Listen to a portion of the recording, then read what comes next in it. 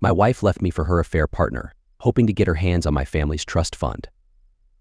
But the expression on her face when she came back from her trip with him and realized she wouldn't be getting a dime? Absolutely priceless. Hey everyone, I've been holding this in for a while, and it's about time I let it all out. It's a messy story, and even now, I can hardly believe it happened to me. So, here it is. For context, I'm Matt, a 32-year-old guy, and my life has been, well, quite the ride. Growing up, I had my fair share of advantages, thanks to the substantial trust fund my parents set up for me. I get it. It might sound like I had everything handed to me, but that wasn't the reality. My parents didn't just give me a stack of cash and say, have fun. They made sure I understood the importance of hard work. My father built his business from scratch, always reminding me that money wasn't something you could just pick off a tree. Now, I work at the company, trying my best to keep it running smoothly. Because of this trust fund, I had a bit of a reputation within my social circles while growing up. A lot of people assumed I was just a spoiled rich kid who'd throw wild parties on fancy yachts. But that wasn't me. Sure, I wasn't struggling financially, but I wasn't one to throw cash around like it was nothing. I focused on my work, kept a low profile, and avoided those who seemed only interested in my family's wealth. But this story isn't about being rich, it's about my ex-wife, Sarah. Let's go back to my college days. I wasn't one for casual dating, I wasn't into short-term flings. To be honest, many of the women I met seemed more interested in my background than in me. Then, out of the blue, I met Sarah at a party. It felt refreshing that she seemed unaware of who I was. We clicked right away, no pressure, no awkward vibes. For our first date, I took her to McDonald's. Yeah, not exactly a gourmet experience, but she didn't mind. We were just enjoying each other's company. She felt different from anyone I had met before, no hint of being a gold digger, no attempts to impress me with flashy gestures. She was just herself. We started seeing each other regularly, and things progressed quickly, but it all felt natural. I'm not the type to date for years before making a decision. If I'm into someone and we get along, I commit. Within a year, I was totally smitten. She was the first woman I introduced to my parents, which was a big deal for me. My parents adored her, what wasn't there to like. She was witty, kind, and made it clear she didn't need my money. She even turned down expensive gifts, saying those things could wait until after we were married. In hindsight, maybe that should have been a warning sign, but I was too caught up in the moment to notice. To me, she seemed like the ideal partner. She had a good job at an advertising firm, earning a decent salary on her own. She didn't seem to be after my wealth, or so I believed. Eventually, we tied the knot a year later. My parents threw a lavish celebration for us, and everything felt just right. They even suggested adding Sarah as a beneficiary to the trust fund, which was a significant gesture in my family. But Sarah barely reacted to it. She simply nodded and thanked them, like it was no big deal. Looking back, she probably knew about the trust fund long before I brought it up. I guess she had her strategy mapped out from the beginning. We were married for about 6 years, during which she played the role of the perfect wife. She got along wonderfully with my parents, attended every family gathering, and made it seem like we had the perfect relationship. From the outside, we appeared to have it all: a nice home, stable jobs, and a seemingly happy marriage. But about a year ago, things began to change. It started small. Sarah began traveling more frequently for work. She had always traveled for her job, but suddenly she seemed to be away almost every week. I assumed she was just busy, and since I was always working as well, I didn't dwell on it. I trusted her. The real turning point came when my parents passed away, one after the other, within 6 months. Losing them devastated me. I didn't know how to cope, so I buried myself in my work. Now that I was running the company, I couldn't afford to let my emotions interfere. I put in long hours, hardly slept, just trying to keep everything afloat. Meanwhile, Sarah grew distant. At the time, I thought she was grieving in her own way, but she never once checked on how I was holding up. Not even once. It was as if she didn't care that my life had just shattered. Still, I didn't want to pressure her with my feelings, so I let it go, thinking she'd come around when she was ready. 2 weeks after my mother's funeral, I decided to head home early from work to talk things over with her. I thought maybe we could plan a trip somewhere to escape the stress for a while. I even stopped by a florist and bought some roses, trying to be a thoughtful husband. But when I walked through the door, everything changed.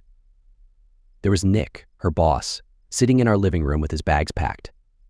At first, I thought they might want to discuss something related to the trust fund. It wouldn't have been the first time we'd had to meet about it. But then Sarah appeared, carrying 2 suitcases of her own.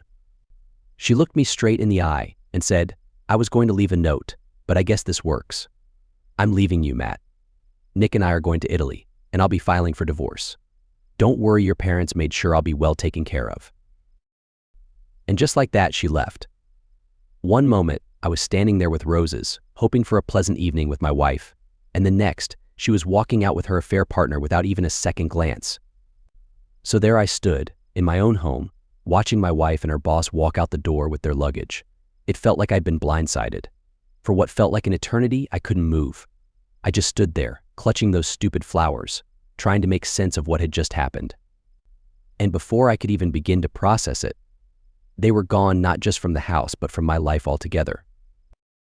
Here is the rewritten version of your text according to your instructions. That night, I didn't reach out to anyone, I didn't call or text. I just existed.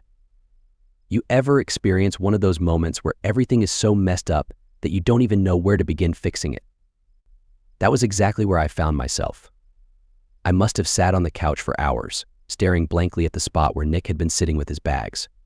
I couldn't even shed a tear, I was completely numb. When I woke up the next morning, I was still on the couch, clutching those roses, which were now crushed and wilted, a perfect symbol for my life at that moment. I tossed them in the trash and decided I had to take some kind of action, anything to feel like I was in control again. So, I picked up my phone and dialed Sarah's number. Straight to voicemail, of course. I tried again, and it was the same. She wasn't answering, and honestly, it didn't shock me. I sent her a short text, "We need to talk. Call me when you can." It was direct and brief. I didn't even know what I'd say if she did call back. I just knew I needed answers: why this happened, why it was with him, why now, and how long it had been going on. But Sarah didn't return my call that day or the next. The silence was suffocating, like my entire life had vanished overnight, and no one was speaking to me. I wasn't ready to tell my friends about it, not until I had all the facts, but I felt like I was drowning in my thoughts. I went to work, came home, and repeated the cycle. Everything seemed dull and lifeless. By the 3rd day, I couldn't take it anymore. I needed to know more. I remembered Sarah had a close friend at work named Megan, and I thought if anyone had the inside scoop, it would be her. Now, before you judge me, I'm not proud of what I did next, but desperate times call for desperate measures. I had scrolled through Sarah's texts while she was in the shower one day last week. I know it's not right to invade someone's privacy, but I'd felt something was off for a while and was too afraid to confront her back then. Anyway, that's how I got Megan's number. I called her up. "Hey Megan, it's Matt, Sarah's husband," I said, trying to keep my tone casual, though my voice cracked halfway through. There was a pause on her end, and I could tell she wasn't thrilled to hear from me. Hey Matt, is everything okay?" I could sense the tension in her voice, but I pressed on. "Listen, I don't know how much you're aware of, but Sarah left me. She's with Nick. I just need to know how long this has been going on." There was a longer pause this time. I could almost hear her debating whether to answer. Finally, she sighed and said, "Matt, I'm really sorry. I didn't want to get involved in this. It's been happening for about a year. I told her it was wrong, but she didn't listen." A year. They had been seeing each other behind my back for a whole year. My mind felt like it was going to explode. "Megan, why didn't you tell me?" I tried to keep my tone steady, but I was losing control. "I mean, I thought you were her friend," she sighed again. "I am her friend, Matt, but it's complicated. Sarah and Nick. I don't know. She told me she wasn't happy anymore, that you were always working, and she needed something different." Different. What did that even mean? We had a good life, a great life even. I was doing everything I could to secure our future, and apparently that wasn't enough for her. My mind was spinning, but I forced myself to stay on the call. "And what about the trust fund?" I asked, my voice tightening. "Was that part of the plan too?" Megan hesitated. "I don't know all the specifics, but yeah, she mentioned it a couple of times. She thought she'd be set, even after the divorce." I ended the call after that. I didn't need to hear more. An entire year of my life wasted on someone who couldn't even be honest with me, and now she thought she could just walk away with a share of my parents' money? No way. Over the next few days, I started making calls. My first call was to a lawyer. I needed to understand my options. If she believed she'd get anything from that trust fund, she was sorely mistaken. My parents hadn't built that up so she could run off and live some fantasy with her boss. My next call was to my parents' financial advisor, Alan. I laid everything out for him, and true to form, Alan, who's always straightforward, assured me that Sarah had no claim to the trust fund. It had been set up to be untouchable by anyone except me and whoever managed it at the time. And guess what? I was still the one in charge. That bit of news was like a glimmer of hope in a dark tunnel. I wasn't completely defeated after all. Sarah and Nick could enjoy their time in Italy, but they'd be in for a big surprise when they got back. By the end of the week, I had a plan. I wasn't going to sit back and let her walk all over me. I met with the lawyer, went through all the documents, and set everything in motion. If Sarah wanted a fight, I was ready to give her one.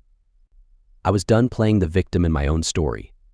But as I was putting everything together, something strange happened. My doorbell rang not like before, when it was constant, but just a single ring. I went to the door, thinking it might be a delivery, but it wasn't.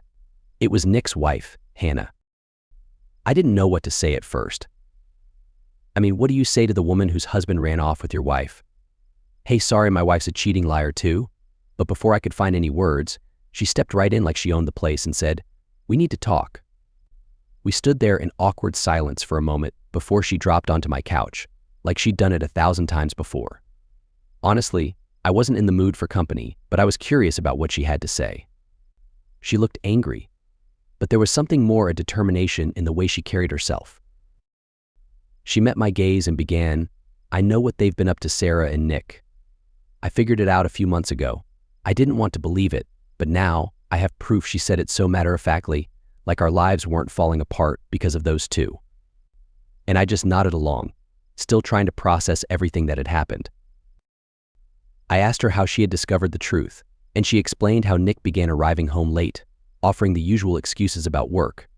But then, she noticed some unusual charges on their shared credit card, expensive hotels, dinners at restaurants they'd never visited together. When she confronted him, he brushed it off, claiming it was all related to business. Yet Hannah wasn't naive. She dug deeper, combing through his phone and emails. That's when she uncovered everything: photos, texts, all the proof she needed to confirm that Sarah and Nick had been secretly seeing each other for months. She even showed me some of the messages she found on her phone, and they were revolting. Nick kept talking about how intense their relationship was, and how Sarah understood him like no one else ever had. It was delusional. Meanwhile, Sarah was complaining about how much time I spent working, claiming she felt ignored. I just sat there, stunned. A part of me wondered why Hannah hadn't told me sooner, but deep down, I knew why. Who would want to admit their partner is being unfaithful? And honestly, would I have been prepared to hear it earlier? Probably not. After a few minutes of silence, Hannah turned to me and said, "We need to do something.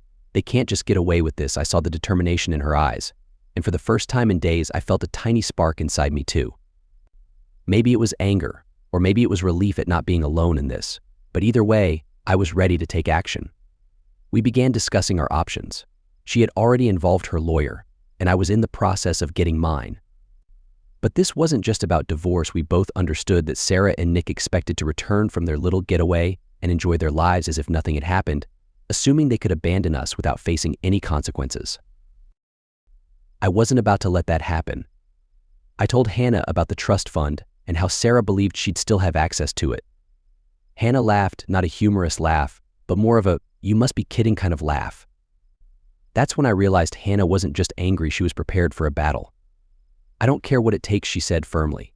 "They are not getting away with this. We need to hit them where it hurts."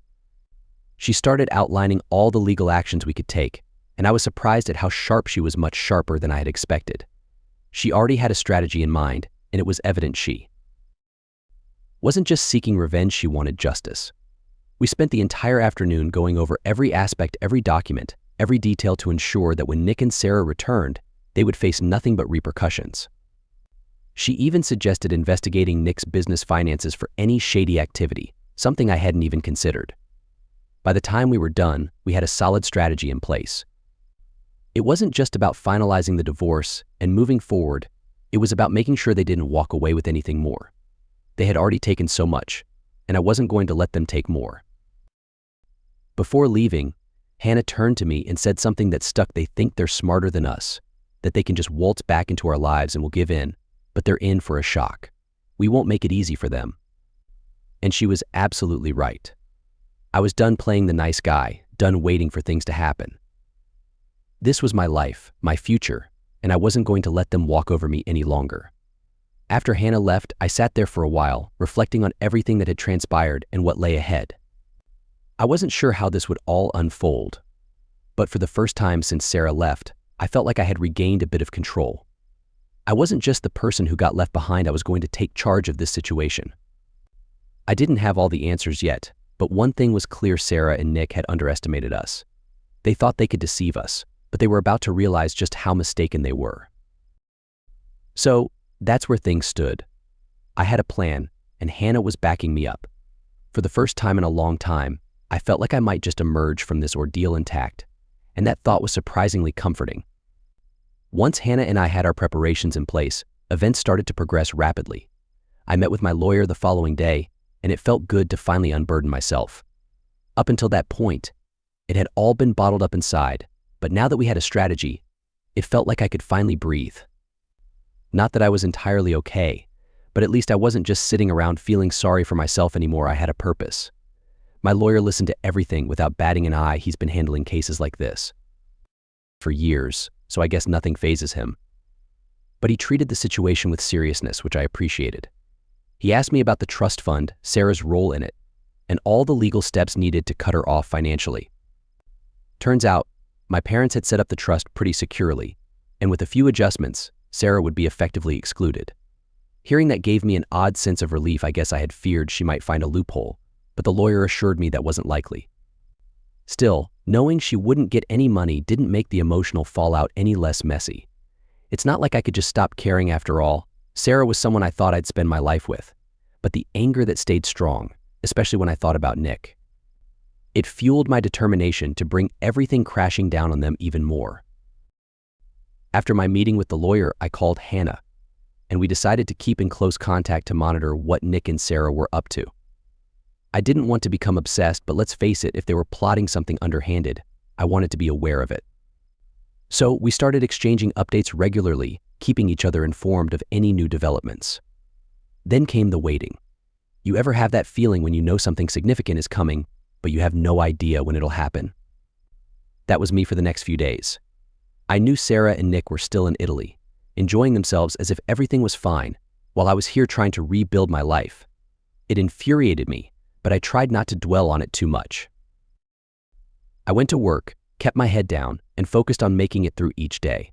But every time my phone buzzed, I'd feel a little spike of anxiety, wondering if maybe it was Sarah finally reaching out. Spoiler, she didn't. But Nick did. Yeah, I didn't see that coming either.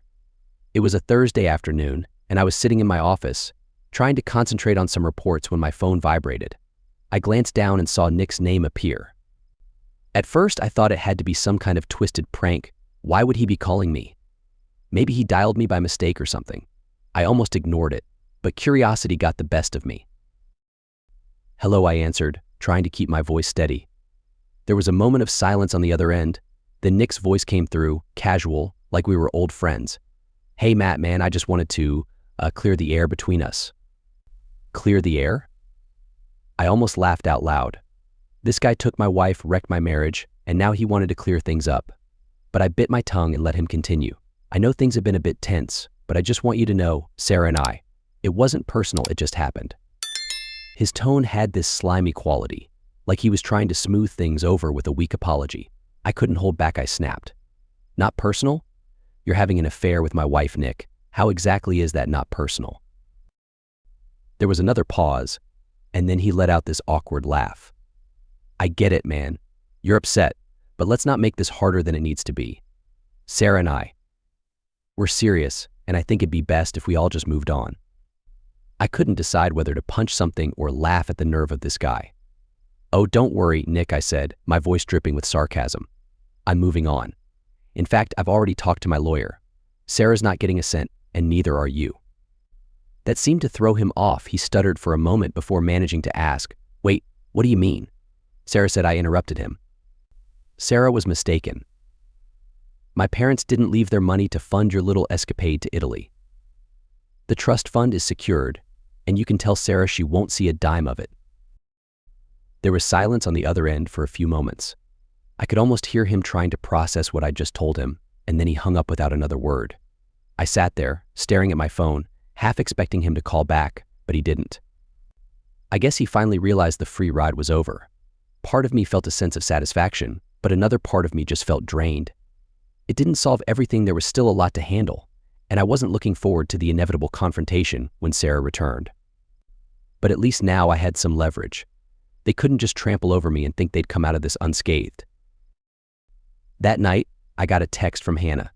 She'd heard from her lawyer that Nick was starting to panic. Apparently, he'd been relying on that trust fund to cover some of their debts, and now that it was off the table, he didn't know what to do. I couldn't help but feel a small sense of satisfaction. Maybe it was petty, but after everything he'd put me through, it felt good to know that his plans were crumbling. Still, there was this strange feeling inside me beyond just the anger. I was tired. Tired of the lies, the drama, the betrayal. I didn't want my entire life to be defined by this mess. I wanted to truly move on, but I knew there was more to face. Sarah wasn't back yet, and when she finally came home, I had no doubt she'd be looking for a fight. And I was prepared for it. It didn't take long after Nick's call for the real storm to arrive. Sarah was back. I got a text from her on a Monday morning. No hey or how are you, just we need to talk. I'd been expecting it, had braced myself for this moment, but seeing those words on my phone still hit hard. I didn't reply right away. I wanted to keep the upper hand, and honestly, I didn't want to give her the satisfaction of knowing how much this was affecting me. So I waited, went to work, and tried to focus on my day like I wasn't preparing for what was probably going to be the most awkward conversation of my life. But she didn't wait long. When I got home that evening, she was there, sitting in her car outside the house, like she had every right to be there. I hadn't seen her in weeks, and for a moment, it felt unreal, like maybe this was all just a nightmare, and she was about to step out of the car and tell me it was some huge misunderstanding. But then reality set in, and I remembered exactly what she'd done. I parked my car, took a deep breath, and got out. As soon as she saw me, she stepped out of her car. I could see she was trying to appear composed, but there was a flicker of panic in her eyes. She had always been good at hiding her feelings, but not today. Today, she looked shaken, and I knew precisely why. "Matt," she said as she walked toward me, "we really need to talk." I didn't respond right away. I just crossed my arms and leaned against my car, letting her take the lead. I could tell she didn't like that I wasn't rushing to engage. She was used to me always being the one to try and make things right, to smooth things over, but not this time. She hesitated, unsure of how to start, then blurted out, "I know you've been talking to a lawyer." I raised an eyebrow, and she moved a step closer, her voice sounding more desperate. "Matt, this doesn't have to go down like this. We can work this out. There's no need to involve lawyers." I almost laughed. No need to involve lawyers? She had left me for someone else and thought she could just come back and settle things with a conversation. I wasn't falling for that. "I'm not the one who brought lawyers into this, Sarah," I replied, keeping my voice even. "You left me. That was your choice, and now you're going to have to deal with the consequences." She winced at that, but quickly regained her composure. "I didn't want things to end up like this," she said softly. "I still care about you, Matt, but things happened. I wasn't happy you were always working, and I felt alone." My anger flared, but I held it in and replied, "And instead of talking to me about it, you ran off with Nick." Her cheeks turned red as she cast her eyes downward. "It wasn't like that. It wasn't planned. It just developed," she mumbled. I shook my head, not believing a word. "Developed? Are you seriously expecting me to believe that this just happened out of the blue? You've been seeing him for a year, Sarah, a whole year. Don't stand there and act like this wasn't a choice you made." She stayed silent for a moment, clearly thinking about her next move, and then, predictably, she brought up the trust fund. "I know about the trust," she said, her tone growing more assertive. "Your parents set it up for both of us. I still have a right to my share." That's when I reached my breaking point. I didn't shout, but I couldn't keep the frustration out of my voice. "You're not getting a penny, Sarah. The trust was never meant for you, it's mine, and my lawyer has already ensured you won't get a cent." Her eyes widened, genuinely caught off guard. It was clear she had counted on that money, probably assuming that no matter how badly things turned out between us, she'd still walk away with something, but not this time. "Matt," she said, and I could hear the fear creeping into her voice now. "You can't do this. I gave you years of my life. You can't just shut me out like this." I straightened up, looking her squarely in the eyes. "You walked away. You gave up on us, and now you think you're entitled to what my parents worked for? No, you made your decision, Sarah, and now you'll have to live with it." It seemed like she was about to argue again, but then she stopped. Her entire demeanor shifted, and she began to cry. "Please, Matt," she whispered, her voice barely audible. "I don't know what to do. Nick's job isn't secure, we have debts. I need your help." And there it was, the real reason she had come. Not to mend anything between us, not because she still cared, but because she was desperate and needed me to save her from the mess she was in. That's when I knew, without a doubt, that I had made the right choice. "I'm sorry you're struggling, Sarah," I replied, though my tone was cold, "but that's not my responsibility anymore."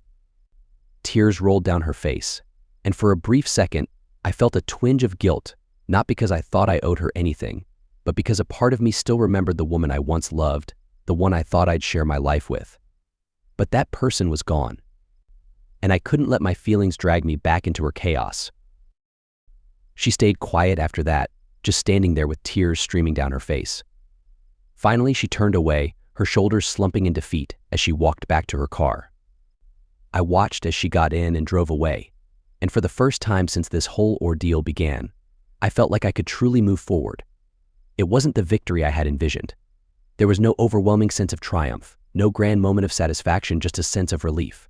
Relief that it was finished, that I could finally close this chapter of my life and start thinking about what lay ahead. And as I stood there, watching the fading taillights of Sarah's car as they disappeared down the road, I realized that I didn't need anything from her anymore, not her apology, not her explanation, nothing. I was done, at last,